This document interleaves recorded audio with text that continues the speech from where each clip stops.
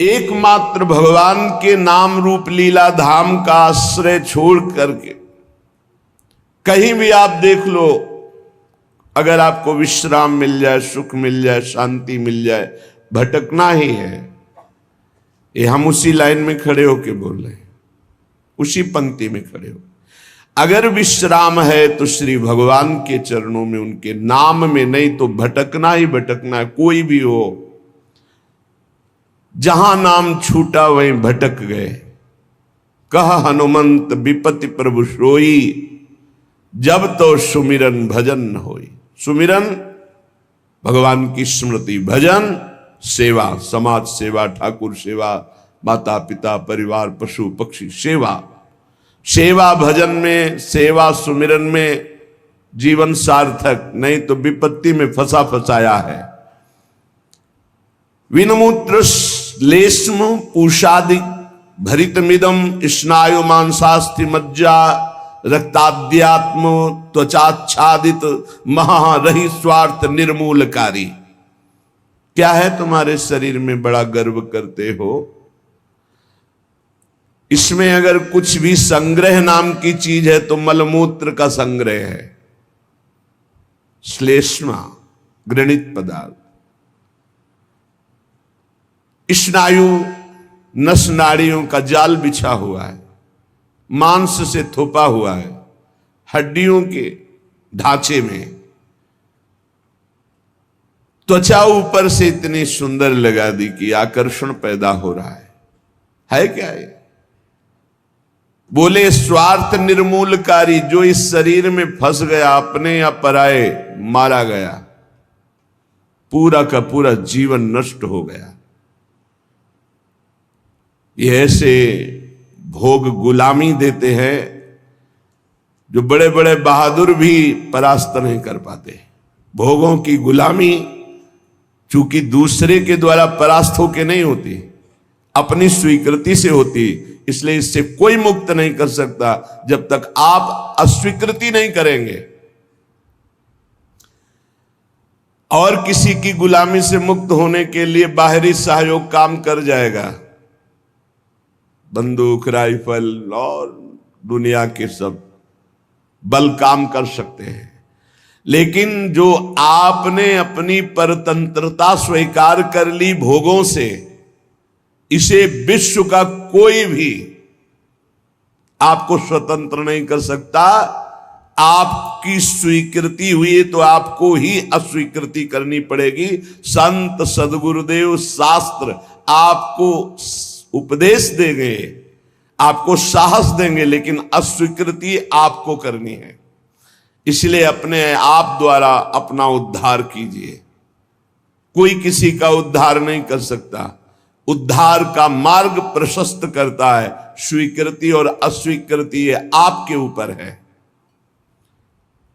क्या है आपके शरीर में? जब तक शरीर में राग है तब तक भजन में तन्मयता नहीं। जब तक भजन में तन्मयता नहीं तो हृदय के नेत्र नहीं खुलेंगे, तब तक आपको भगवत साक्षात्कार नहीं होगा।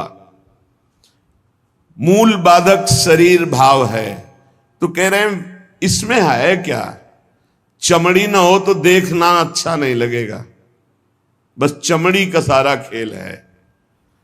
ये चमड़ी जितनी चिकनी दिखाई दे रही उतने फंस रहा है जीव। नहीं है क्या? विणमूत्र श्लेष्म पूषादिक भरितमिदम, इसमें क्या भरा हुआ है? मलमूत्र के थैले, गंदी नस नाड़ियों में सब वही घृणास्पद वस्तुएं। स्नायु मांसास्ति मज्जा रक्ताद्यात्म त्वचाच्छादित महा, चमड़े से ढका हुआ है, अंदर मांस है, रक्त है, मज्जा है, अस्थि है।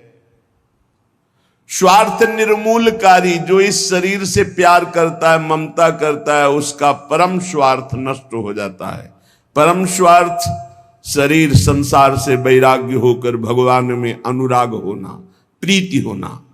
एक ब्रह्माद्य तार्यम युवती मतम स्वीय सम्मोह जालम त्यक्त्वा दूरेण वृंदावन मति परम स्वार्थ मध्याश्रयंतु। ब्रह्मादिकों के लिए भी अजेय, ये काम भाव इसी शरीर भाव से प्रकट होता है। मैं स्त्री हूं, मैं पुरुष हूं। ये सम्मोह जाल में फंसाकर पूरा जीवन नष्ट कर देता है। इसलिए शरीर राग मिटाना ही साधना है। तुम शरीर नहीं हो। त्यक्त्वा दूरेण, शरीर राग को जो दूर से ही त्याग दिया, वो वृंदावन के मध्य में रास विलास परायण कुंज निकुंजों में जो प्रिया प्रीतम है, इनका साक्षात्कार कर पाता है। शरीर राग। इसीलिए हमें सबसे पहले आज्ञा पालन करने का स्वभाव बनाना चाहिए। जो आज्ञा हुई वैसा। बहुत बुरा फंसाव है, अहम आज्ञा पालन करने नहीं देता। और अगर आज्ञा पालन हो तो अहम नहीं रह सकता, पर अहम आज्ञा पालन नहीं करने, अपने को बुद्धिमान, अपने को निर्णायक समझकर वो फंसता चला जाता है। यहां तक अहम इतना बढ़ जाता है कि गुरुजनों के वचनों में भी दोष और गुरुजनों से भी द्वेष वृत्ति प्रकट हो जाती है, जो महान हानिकारक, स्वार्थ परमार्थ दोनों को विध्वंस करने वाली है। सर्वात्मार्थोरु विघ्नम कलय यदि मनो योषिताम भाव निघ्नम। यदि तुम थोड़ा भी बुद्धि रखते हो तो सर्वनाश करने वाले इस काम से अपने आप को बचा लो। कुछ नहीं भाई, कुछ नहीं। आप जो गृहस्थ हैं, जो संसार में भोग रहे हैं, वो देख लो कौन सी आपको ऐसी निधि मिल गई आज तक कि आप हाथ उठा कह सकते हो अब कृत्य भयऊ मैं, अब कछुनाथ न चाहिए मोरे। ऐसा नहीं बोल सकते। जिनको भोगने को नहीं मिला है, वो अंदर से सोचते हैं कि संसार में अगर त्रिभुवन में कोई सुख है तो काम सुख है। अंदर से ये मन से मन मिला के बात कर रहे हैं। जो भोग लिए हैं वो और भोगने की इच्छा और दूसरों से भोगने की इच्छा। जो नहीं भोगे हैं वो पछता रहे। अंत तो गत्वा काम सर्वनाश कर देता है। सर्वनाश। बस इसमें रोकर भगवान को पुकारने के सिवा कोई उपाय नहीं। आप गला काट के रख दो, काम कभी आपको माफ करने वाला नहीं, कभी मुक्त करने वाला नहीं। आप रो के हाथ जोड़ो तो भी वो बहुत दुष्ट, महापापी, महासनो, भगवान के वचन है। महापापी, महासनो, बिल्कुल दयालु नहीं। बहुत विषय चुगा जिन चुगय मन, चुगत कछुक सुख होए, फिर फांसी ऐसी लगे। चुगा को पक्षी केवल देख रहा है, लेकिन उसमें पड़े हुए जाल को नहीं देख रहा। ऐसे ही कामना युक्त पुरुष केवल भोग देख रहा है, लेकिन भोग में जो फसाव है, जो गुलामी है, वो नहीं देख पा रहा। जो जलन है, अशांति है, दुर्गति है, उसको वो नहीं देख पा रहा। उसे महापुरुष दिखा रहे। सर्वात्मार्थोर्विघ्नम कलय यदि मनो योषिताम भाव निघ्नम। निघ्न दुष्टेन्द्रियाणि प्रसव मुद। ये इंद्रियां इतनी दुष्ट हैं, 5 मिनट पहले जल करके मन और इंद्रियों ने निश्चय किया आज के बाद कभी हम गलत सोचेंगे भी नहीं। 5 मिनट के बाद संयोग मिल गया, फिर वैसे ही। क्या इनका विश्वास करें? आप लोग सब इस बात का अनुभव कर रहे हैं। थोड़ी सी गलती हो जाती है साधक से तो एकांत में वो जलता है, प्रभु को पुकारता है, नाथ अब इस गलती से कैसे निबरे, कैसे हो गई। ऐसा पश्चाताप मन और हृदय में होता है कि शायद अब जिंदगी में गलती नहीं होगी। लेकिन हम घंटे 2 घंटे की बात नहीं कहते, 5 मिनट की बात कहते हैं। 5 मिनट के बाद ही कुसंग हुआ और फिर उत्साहित होकर मन उसी कार्य में लग गया। ऐसे घृणित दुष्ट मन और इंद्रियों पर कभी विश्वास न करें।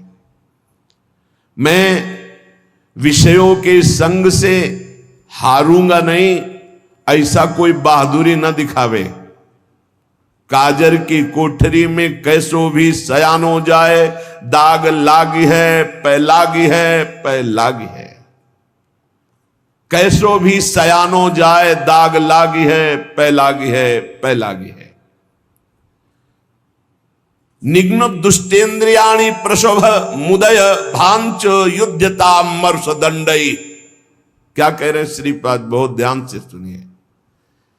बहुत हो गया दुलार करते हुए, अब अमरस में भर जाओ और इन दुष्ट इंद्रिय और पापी मन को दंड दो। ये ऐसे नहीं मानेंगे कि बार बार कसम खा लो, प्रार्थना कर लो, इनको दुलार कर लो, ये मान जाए। नहीं, दंड देना पड़ेगा। क्या दंड देना पड़ेगा? कहां है मन जिसको मारे? क्या दंड दे इंद्रिय और मन को? उपवास, मौन, एकांत सेवन, भारी दंड है।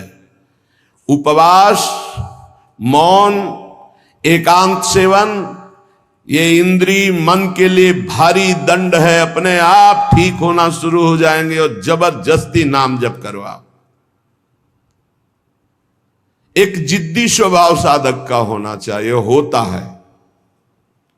आप देखिए, एक तार, एक मंत्र को जपना शुरू कीजिए, एक नाम को, एक तार शुरू कीजिए, केवल 10 मिनट जांच कीजिए। 10 मिनट, हजारों जगह जा चुका होगा। 10 मिनट में हजारों जगह भागेगा। इस पर गुस्सा नहीं आती, अमर्ष नहीं आता, अमर्ष असहनशीलता नहीं भागने देंगे। बार बार इसके साथ लड़ाई लड़ो, क्षमा मत करो। दूसरों की छोटी सी गलती भी तुम क्षमा नहीं करते हो, अपनी पहाड़ के पहाड़ पाप को क्षमा कर रहे हो। ये बहुत बड़ी हानि है। अपनी छोटी सी भी गलती क्षमा नहीं होनी चाहिए, और दूसरे के पहाड़ जैसे पाप को भी क्षमा करने की सामर्थ्य रखे, उसे कहते हैं भगवत मार्ग का उपासक। उमा संत कही यही बड़ाई, मंद करत जो करे भलाई। वो मंद कर रहा है, वो उसका भला।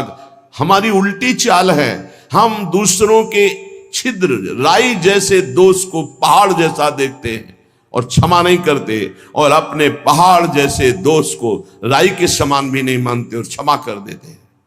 ये बहुत बड़ी हानि का विषय है। साधक ऐसा नहीं होता है। कैसे तुम्हें बताएं? साधक का हृदय आग लग जाती है अगर कोई त्रुटि होती है। बस अंदर ये होता है कि प्रिया जो हम इंतजार कर रहे हैं आपकी कृपा कटाक्ष का, जिस दिन आपका कृपा कटाक्ष हुआ उसी दिन रौंद के फेंक देंगे इन दुष्ट भावों को, जो काम है, क्रोध है, लोभ है, मोह है। मैं तो नहीं जीत सकता, पर इंतजार कर रहा हूं मालिक आपके इशारे का। जिस दिन आपका इशारा, आपका बल प्राप्त हो गया, इन दुष्टों को जो जन्म जन्मांतरों से घृणित कार्यों में मुझे परास्त करते चले आए हैं, इनका सर्वनाश कर दूंगा। इनका बीज भी नहीं रहने दूंगा, इनकी जड़ भी नहीं रहने दूंगा, वासना की जड़ उखाड़ दूंगा। उपासक अंदर ही अंदर अमर्ष कह रहे, देखो, निघ्न दुष्टेन्द्रियाणि प्रसव मुदय भांच युद्धतामर्ष दंडई। जैसे कोई बलवान आदमी किसी महाबलवान के चक्कर में फंसकर दब गया हो, अब अंदर अंदर वो अमर्ष से भर रहा है कि एक बार मैं छूट पाऊं कि बस फिर इसका सर्वनाश कर दूंगा। ऐसे ही साधक दांती पीस कर, हाथ मसल कर बस सोचता है, एक बार केवल चांस दे दो प्रभु, एक बार फिर इन काम, क्रोध, लोभ, मोह, मद के जड़ को उखाड़ के फेंकूंगा। अभी तक पता था कि मैं काम विजयी हूं, लेकिन जड़ नहीं काट पाया तो ये नए किनगे छोड़ दिए। अब की किनगे नहीं काटेंगे, अब की जड़ उखाड़ करके फेंकेंगे। ये उपासक की वृत्ति, अमर्ष युद्धता। ऐसा अमर्ष में भरकर उद्योग करो, नष्ट कर दो इन विकारों को, क्योंकि बिना विकार नष्ट हुए देह भाव नहीं जाएगा। बिना देह भाव गए परमात्मा प्राप्ति नहीं होती। तद्रूपं चैव भूषादिकम अपि नितराम दूर दूरेण कुर्वन्। शरीर का श्रृंगार करना बंद करो यदि काम विजयी होना है तो, और शरीर के श्रृंगार को देखो मती। जो चाहे आपन कल्याणा, सुजस सुमति शुभगति शुभ नाना, सो पर नार लीलार गोसाई तजौ चौथ के चंद की नाई। जैसे चौथ के चंद्रमा को देखने से कलंक लग जाता है, यदि शुभ गति मति चाहते हो, अपना नाना प्रकार का शुभ चाहते हो, तो छोड़ दो पराई माता बहनों की तरफ गंदी दृष्टि से देखना। ये आद्या शक्ति के अंश स्वरूप आए, हमसे त्रुटि हो रही कि हम इन्हें भोग भाव से देख रहे हैं, हमारी दुर्गति पक्की हो जाएगी। चाहे जितना बड़ा तपस्वी महाबलवान महान यशस्वी रहा हो, जब कभी ऐसा दोष किया तो सर्वनाश हो गया। ये जानते हुए भी मन बुद्धि इंद्रियां धोखा दे रही, और इन धोखेबाजों को हम पुष्ट करना चाहते हैं, इनके अनुकूल चलाना चाहते हैं, इनके अनुकूल जो ये मांगे वो भोग दे दे। श्री ध्रुवदास जी महाराज कृपा करके मन को समझा रहे हैं। मन बहुत उड़ान भर ली भोगों में, अब नहीं, अब तुझे उड़ने नहीं देंगे। मन के पंख क्या है जहां उड़ के जाता है? पकड़ा है कभी ये किस पंखों से उड़ता है? कामना और तृष्णा, यही इसके पंख हैं। इसके पंख काट दो। काम कामना वासना मनते करियति दूर, निरंतर भजन में डूबे रहो। बहुत भयावह संसार है, तुम्हें नहीं दिखाई दे रहा है, आचार्यों को, गुरुजनों को, संत जनों को दिखाई दिया। जलत ज्वालत, ये जलती हुई ज्वाला है। काम क्रोध लोभ मोह मद मत्सरे भस्म कर देते हैं, पूरा जीवन का जीवन नष्ट कर देते हैं, गुलाम बना लेते हैं। धिक्कार है मन बुद्धि को, गुलाम बना लेते हैं, निकलने नहीं देते। कैसा कैसा जाल है। मन पंछी अब परहि जिनी, जगत मोह के जाल। तब तो को हुए है कठिन, बड़ी है दुख विशाल। रे मन कबहू जाई जिनी, भूली विषय बन रंग। मनमथ ठग मारत तहां, लिए बहुत ठग संग। ए मन, तो पक्षी बन करके जो भोगों का चुगा चुगने जा रहा है, तो उसमें मोह जाल है, फंस जाएगा मोह जाल में। बहुत अविश्वास संसार है। गला काट के रख दो तो भी विश्वास नहीं करेगा, तो भी कहेगा कि नाटक कर रहा है। मान लो हमारी बात, अगर तुम प्रभु के सिवा किसी और का भरोसा रखते हो और से अपनापन रखते हो, तो तुम गला काट के रख दो तो भी तुम्हारा उपहास ही होगा, विश्वास नहीं माना जाएगा, मूर्ख माना जाएगा। यहां तुम्हारे आंसुओं की कीमत, तुम्हारे भाव की कीमत सिर्फ हरि दे सकते हैं। ये नाटकबाज संसार नहीं दे सकता। हमारी बात मान लो। अरे मन, मेरी बात मान लो, मोह जाल में मत फंस। अभी तू दुख में फंसा नहीं, इसलिए निकल सकता है, नहीं दुख में फंस जाएगा तो फिर निकलना मुश्किल। बड़ा भयंकर कर्मों का जाल है, बड़ा भयंकर जाल है, तुम्हें दिखाई नहीं देता, फिर रोते हैं। एक आए थे जेलर साहब एकांतिक में, वो कह रहे थे कि मैं आपका प्रवचन सुनाता हूं उनको जेल। अब वो रो रो के कहते हैं कि कोई उपाय नहीं जिससे मैं एक बार निकल पाऊं और अपना जीवन संभाल लूं। उनके लिए क्या आपका? कहा निकलने के लिए तो हम उपाय नहीं जानते, लेकिन भव समुद्र से ही निकल जाएंगे। वहीं रह करके नाम जप करें, भगवान को पुकारें, मेहनत करें, अच्छे भाव रखें, तो वहीं उनका कल्याण हो जाएगा। संसार की जेल से तो भले न निकल पावे, लेकिन आवागमन से जरूर मुक्त हो जाएंगे। वो कह रहे चिल्ला चिल्ला के वो रोते, मेरे हृदय को विदीर्णता, ऐसा दुख लगता है पर कुछ उपाय नहीं कर सकता। वो कहते एक बार केवल मुझे अगर निकलने को मिल जाए तो मैं अपने जीवन को संवार लूं, लेकिन नहीं, आजीवन कारावास, निकल ही नहीं सकते। और किनका संग? जो सब वैसे ही आचरण करके गए, भारी कुसंग में, जिसे बरुभल बास नरक करता था, दुष्ट संग जन दे विधाता। कर्मों का बहुत प्रबल स्वरूप है। इसलिए मन पंछी अब परहि जिनि, जगत मोह के जाल। तब तो को हुए है कठिन, बड़ी है दुख विशाल। आज तक जो मारा गया है, महान से महान, वो माया ने मारा है। माया ने वो अपना रूप धर करके ऐसे आसक्त होकर फंसा लिया कि नष्ट हो गया। चाहे संबरासुर हो, कोई भी बड़े से बड़ा बलवान हो, उसकी मृत्यु का कारण कोई न कोई माया का एक स्वरूप हुआ है। अगर आप अपना नाश नहीं चाहते, आप पतन नहीं चाहते, तो गृहस्थ में है तो एक पत्नी व्रत, दूसरी की तरफ आंख मत उठाना। धर्म पूर्वक कमाओ, परिवार का पोषण करो, नाम जप करो, मुक्त हो जाओगे। इतनी बात तो समझ में आ गई कि जो सब सहारों को छोड़कर आपके भरोसे हो जाता है, आप उसे अभय कर देती। शरणागत अभय। और आपका बाना है, आपका प्रण है, आपका स्वभाव है कि जो आपकी शरण में आ गया, चाहे जितना पतित हो, उसे पावन करके महान बना दिया। हरिराम व्यास जी कहते हैं, मुझ जैसे अधम को भी स्वीकार कर लिया श्री स्वामी जी ने। तो कोई भी हो, अन्य अवलंबन का त्याग करके अनन्य भाव से श्यामा जी की शरण में हो जाए तो परम हृदय शीतल हो जाएगा, निर्भय हो जाएगा, निश्चिंत हो जाएगा, निशोक हो जाएगा। इतनी बान रावरी जानत निरालंब को राखन हारी। जिसका कोई सहारा नहीं होता, मेरी महारानी जो उस पर अपार कृपा करके महान बना देती है। तासों आस करत ये प्यारी,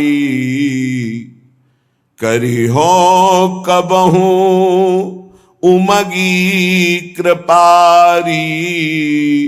करी हो कबहू उमगी कृपारी, हे वृषभानु दुलारी।